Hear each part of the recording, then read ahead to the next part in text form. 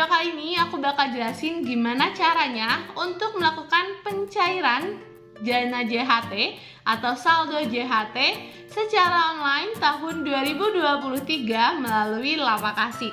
Nah, buat teman-teman yang mau tahu caranya, jangan lupa tonton video ini sampai habis ya. Nah, teman-teman, untuk masuk ke web Lapak Asik, kalian tinggal masuk aja. Kalian tinggal masuk ke Chrome, lalu ketikkan Lapak Asik. Nah, di sini ada menu Lapak Asik BPJS Ketenagakerjaan dengan alamat Lapak Asik BPJS Ketenagakerjaan.go.id. Nah, kalian tinggal klik aja yang paling atas di sini. Lalu setelah itu kita langsung masuk ke langkah yang harus dilalui untuk melakukan pencairan. Nah, jadi teman-teman, ini adalah menu utama Lapak Asik. Di sini ada informasi bahwa klaim saldo jaminan hari tua atau JHT ini peserta yang memenuhi persyaratan dapat melakukan klaim JHT dengan memanfaatkan layanan tanpa kontak fisik. Namanya Lapak Asik. Nah, teman-teman, di sini ada langkah pertama mengenai syarat dan ketentuan pengajuan. Di sini ada 7 syarat dan ketentuan pengajuan Lapak Asik. Kalian tinggal baca aja syarat dan ketentuannya sesuai dengan kategori kalian. Nah, di sini ada kategori yang pertama, ini peserta mencapai usia pensiun 56 tahun atau peserta mengundurkan diri, ada peserta mengalami PHK, dan masih banyak lagi. Jadi teman-teman, buat kalian yang misalnya peserta mengundurkan diri, jadi kalian mengundurkan diri dari pekerjaan, kalian sudah tidak bekerja dan ingin melakukan pencairan dana JHT-nya, kalian bisa lihat aja syarat dan ketentuan untuk peserta mengundurkan diri. Tapi kalau misalkan di PHK, kalian juga bisa lihat di sini peserta mengalami pemutusan hubungan kerja, syarat dan ketentuannya seperti apa. Nah, jika kalian sudah membaca syarat dan ketentuan pengajuan Lapak Asiknya, kalian tinggal scroll aja ke bawah, lalu klik saya setuju dan saya bukan robot di menu bawah ini ya.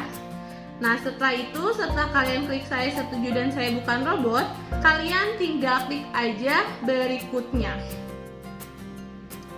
Nah, langkah pertama sudah selesai, kita langsung masuk ke langkah kedua mengenai data pekerja. Nah, teman-teman, di dalam data pekerja ini kalian isikan sesuai dengan KTP dan juga kartu BPJS Ketenagakerjaannya ya. Nah, data yang pertama harus kita masukkan adalah NIK atau nomor induk kependudukan. Yang kedua adalah nomor peserta BPJS Ketenagakerjaan atau KPJ-nya. Yang ketiga ada nama sesuai dengan KTP, tempat lahir, tanggal lahir, dan nama ibu kandung. Untuk nama ibu kandung, kalian bisa melakukan pengisian sesuai dengan kartu keluarga. Nah, teman-teman, setelah data pekerja seluruhnya terisi, kalian tinggal klik aja berikutnya. Nah, setelah langkah kedua, kita masuk ke langkah ketiga mengenai data pekerja tambahan. Nah, untuk data pekerja tambahan ada beberapa hal yang harus diisi. Yang pertama, kita masukkan alamat domisili. Nah, untuk alamat domisili ini kalian bisa cuma masukin aja kampung dan RT RW-nya, karena di bawahnya ini harus memasukkan desa, kelurahan, kecamatan, dan kabupaten lengkap gitu. Jadi kalian bisa di alamat domisili ini isi kampung dan RT RW-nya saja. Nah, setelah itu kita pilih desa atau kelurahannya, kalian tinggal ketikin aja desa atau kelurahannya apa, lalu nanti pilih sesuai dengan alamat kalian. Yang selanjutnya di sini ada nomor handphone aktif atau WhatsApp. Nah, jadi teman-teman, untuk Lapak Asik ini kan dilakukan wawancara. Jadi harus memasukkan nomor WhatsApp yang aktif dan juga nomor tersebut aktif untuk SMS. Karena proses verifikasinya dikirim melalui SMS, sedangkan proses wawancaranya dilakukan melalui WhatsApp. Jadi kalian harus memiliki nomor handphone yang aktif SMS dan juga WhatsApp-nya bisa digunakan. Nah, selanjutnya setelah melakukan verifikasi nomor handphone melalui SMS, kita tinggal mengisikan alamat email pribadi yang aktif yang ada di handphone kalian dan masih aktif, lalu mengisi nama bank dan nomor rekeningnya. Nah, teman-teman, untuk nama bank dan nomor rekening ini pastikan sesuai dengan nama yang mengajukan. Jadi nggak bisa mengisi nama bank dan juga nomor rekening seperti misalkan oleh orang tua, nama saudara, atau misalkan siapapun gitu ya, namanya harus sama dengan nama yang diajukan. Nah, yang selanjutnya di sini pengisian NPWP. Kalau misalkan kalian punya NPWP, kalau nggak punya NPWP juga nggak apa-apa, bisa di next aja, dilewat.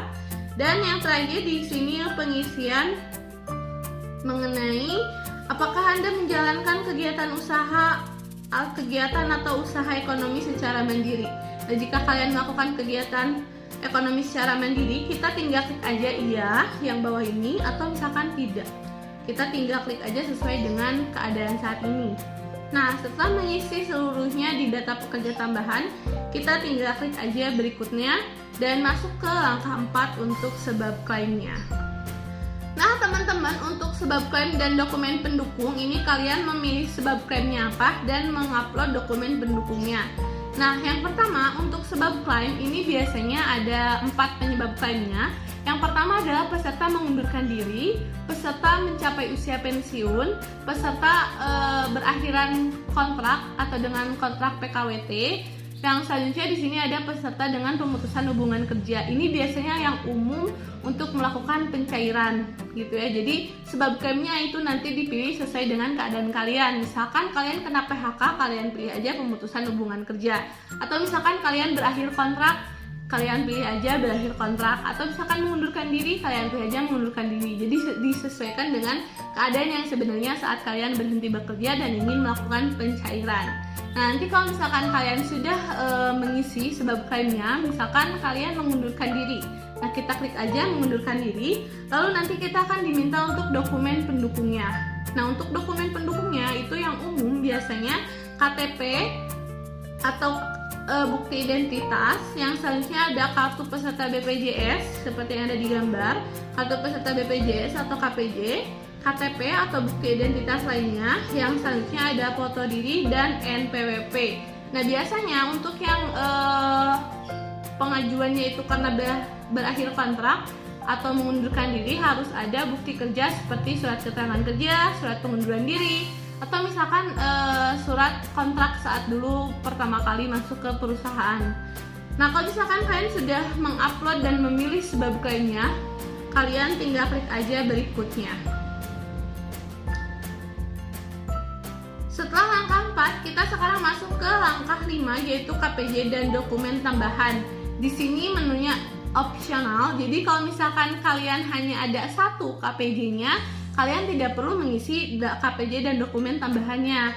Kalau misalkan ternyata kalian punya 2, 3, 4, sampai 5 kartu, kalian harus wajib mengisi KPJ dan dokumen tambahan agar nantinya saldo yang dicairkan itu adalah saldo gabungan dari keseluruhan KPJ.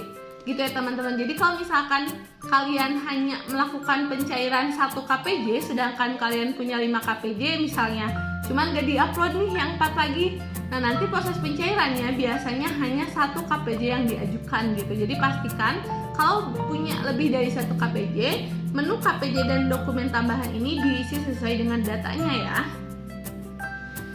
Nah, jika kalian sudah mengisi KPJ dan dokumen tambahannya, misalkan KPJ 2020 dengan surat keterangan 2020, jadi harus ada KPJ dan surat keterangannya itu apa, atau misalkan paklarinya yang mana gitu ya. Nah, kalau sudah selesai diisi semuanya, kita tinggal klik aja berikutnya. Lalu kita masuk langkah ke-6, yaitu konfirmasi data pengajuan. Nah, teman-teman, untuk konfirmasi data pengajuan ini adalah ringkasan dari data-data yang kita isi atau data-data yang kita ajukan. Dimulai dari jenis kepesertaannya apa, nih, nomor peserta BPJS-nya berapa, nomor nama sesuai dengan KTP-nya, tempat, tanggal lahir, nama ibu kandung, alamat domisili, kode pos, dan masih banyak lagi data-data yang tadi kita isi. Nah, tapi ada beberapa hal yang harus kalian periksa gitu ya, karena ini pengisiannya manual, tidak secara otomatis gitu ya. Kayak misalnya tempat tanggal lahir, ini kan diisinya manual ya, tempat di mana, tempat lahirnya di mana, tanggal lahirnya berapa, ini pengisiannya manual. Jadi sistem tidak bisa mengetahui dengan lengkapnya gitu ya. Nah, yang selanjutnya juga alamat dan email. Karena misalkan nik, nama dan kartu peserta itu sudah langsung otomatis tahu gitu ya sistem itu salah atau enggaknya. Kalau misalkan lancar ya berarti memang tidak ada kesalahan nik dan KPJ-nya. Tapi kalau misalkan ada kesalahan ya berarti memang salah melakukan pengisiannya. Nah, yang selanjutnya juga kayak nomor handphone dan bank ini langsung terverifikasi otomatis, jadi tidak mungkin salah gitu ya. Jadi itu yang harus kalian isi, yang harus kalian konfirmasi atau teliti itu di bagian tempat tanggal lahir, nama ibu kandung, alamat dan juga alamat email seperti itu. Nah teman-teman, jika kalian sudah melakukan konfirmasi dan pengecekan dan datanya semuanya sudah sesuai dengan data yang kalian inginkan atau yang kalian ajukan, kita tinggal klik simpan, lalu pilih setuju untuk konfirmasi persetujuan. Jadi konfirmasi persetujuan ini menerangkan bahwa dengan ini saya menyatakan informasi yang saya sampaikan di atas dibuat dengan sebenarnya secara sadar. Kita tinggal klik aja setuju, nanti kita akan mendapatkan notifikasi bahwa kita berhasil melakukan pengajuan di Lapak Asik. Bukti pengajuannya akan dikirimkan melalui email yang di entry sebelumnya. Nah teman-teman, kalau misalkan kalian sudah mendapatkan notifikasi berhasil seperti ini, jangan langsung dikeluarkan, tapi klik dulu OK, lalu scroll ke atas untuk informasi mengenai nomor pengajuan Lapak Asiknya dan jadwal wawancaranya. Jadi di nomor pengajuan Lapak Asik ini ada informasi mengenai nama, nik dan nomor KPJ-nya, jenis file, nomor handphone, email, dan juga tanggal dan jam wawancara. Nah ini yang perlu kalian perhatikan, yaitu tanggal dan jam wawancaranya. Kayak misalkan kalian perlu tahu bahwa jadwalnya misalkan tanggal 16 Januari pukul 1 sampai pukul 2. Berarti pihak BPJS akan menghubungi kalian sesuai dengan jadwal dan sesuai dengan tanggal dan jam wawancara yang sudah ditentukan.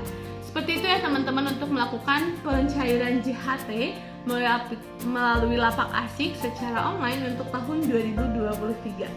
Nah teman-teman, mungkin cukup sekian untuk video kali ini. Jangan lupa untuk like, comment, and subscribe. Bye-bye.